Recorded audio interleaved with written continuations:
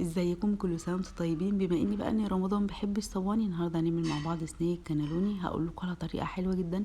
اهم حاجه في الوصفه ديت ان الكريب بنطلعه يكون مظبوط جدا ويكون كمان طعمه حلو، والبشاميل اللي عايزينه يكون كريمي جدا. اول حاجه هنبدا بيها الكريب. يلا نشوف كده هنعمله ازاي.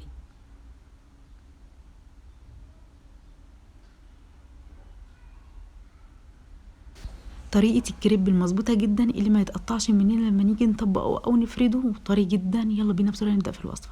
3 كوبايات دقيق، معلقة ملح، فنجان صغير من الزيت، و3 كوبايات مية، وبيضة واحدة بس. هنقلب كله لحد لما الخليط كده يدوب معانا. بعد كده هنصفيه. لازم نصفيه عشان لو في اي تكتلات عايزينه ناعم جدا. يعني كل كوبايه من الدقيق هتاخد مننا كوبايه من الميه، كل 3 كوبايات من الدقيق هتاخد مننا بيضه واحده بس. هنجيب بقى اي طاسه عندنا، بس المهم تكون طاسه غير لصيقه، واي حجم موجود عندنا ينفع جدا. هنحط بقى كبشه او كبشتين او 3، يعني على حسب حجم الطاسه عندنا قد ايه، وعلى قد ما نقدر. عايزينه رقيق جدا، كل ما يكون رقيق كل لما يكون يطلع النتيجة بتاعته حلوة جدا. ونحاول ان احنا نغطيه كده واحنا شغالين علشان ما ينشفش مننا.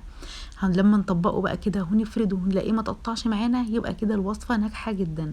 هتاخدوا يا جماعة احلى كريب، بس امشوا على المقادير مظبوط وامشي باللي انا قلت لكم عليه. هيطلع كريب حلو جدا ومظبوط. وكمان لو استخدمنا زيت زيتون تطلع النتيجة احلى، بس اي زيت نباتي ينفع جدا.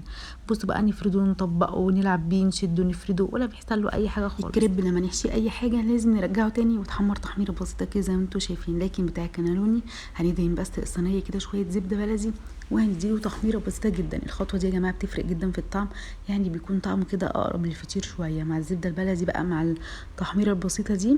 الخطوة دي بتفرق جدا في طعم الكنالوني. وهنشوف بقى نعمل ازاي اللحمة المفرومة. هنعصج لحمه مفرومه عادي جدا بالبصل، شويه ملح، شويه فلفل اسود، وهننزل كمان ب3 معالق كبار من صلصه الطماطم. هنقلب بقى كده تسخن شويه مع اللحمه المفرومه لمده مثلا 3 دقايق. هشيل بقى كده شويه لحمه مفرومه لوحدهم. يعني لو عايزين تحشي الكنالوني لحمه مفرومه بس يبقى تمام جدا. عايزين بقى تضيفوا شويه خضار، انا هضيف شويه باللحمه المفرومه، وشويه ضيفت عليهم فلفل الوان، بيكون طعمه حلو جدا بالفلفل. لو عايزين كمان تضيفوا فلفل حار بيفرق جدا في الطعم. هنشوف بقى البشاميل هنعمله ازاي. اهم حاجه البشاميل يكون خفيف، ويكون كمان كريمي كده، ويكون طعمه حلو.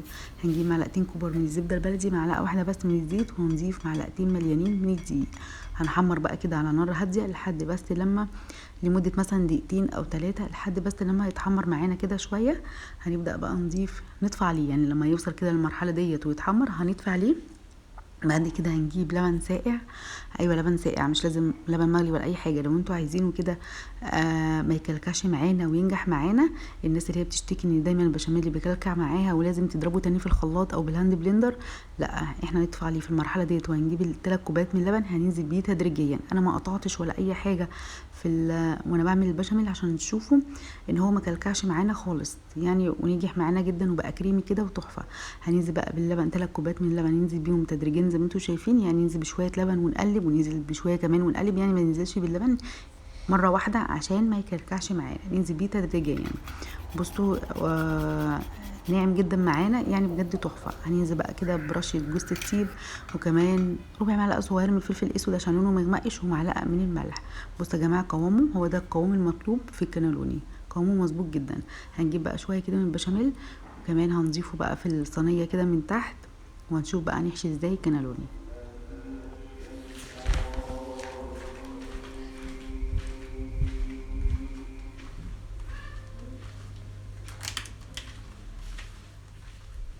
تمام بنفس اللفه كده، يعني انتوا تشوفوا بتلفي ازاي احسن ما اتكلم يعني. هو شويه لحمه مفرومه مثلا معلقتين او 3، ونلفه كده بنفس الطريقه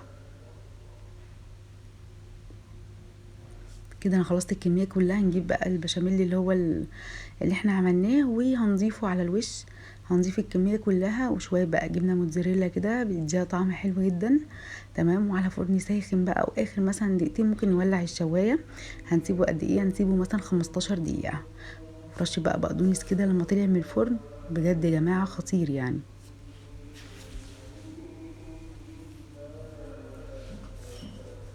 بصوا بقى الجمال، بصوا قد ايه بقى